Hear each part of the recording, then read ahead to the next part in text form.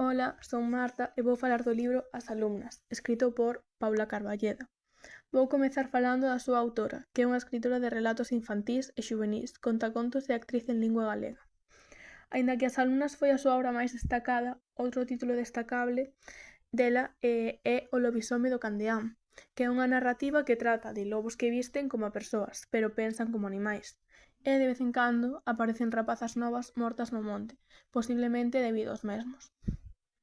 Pasando ao libro de As alumnas, este é unha obra de teatro ambientada nos anos 70 e en Galicia, durante a época do franquismo, na cal as mulleres, non tiñan liberdade algunha.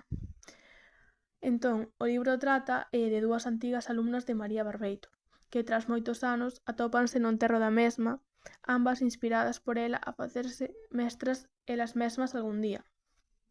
Xuntas rememoran épocas pasadas nas que xogaban no colexio, pero tamén se confesan as malas decisións que algún día fixeron e o medo que teñen da sociedade na que viven, xa que Rosa ten medo a perder o seu traballo por querer inculcarlles ás súas alumnas o valor necesario para rebelarse contra a sociedade machista na que vivían. E Elvira tivo que deixar o seu traballo por casarse e ter que dedicarse ao 100% ao seu matrimonio, tal como lle obriga a sociedade do momento. Pero, ao final, hai un gran xiro no que se descobre o que ocorre en realidade no enterro, así que se queres sabelo, deberás ler o libro.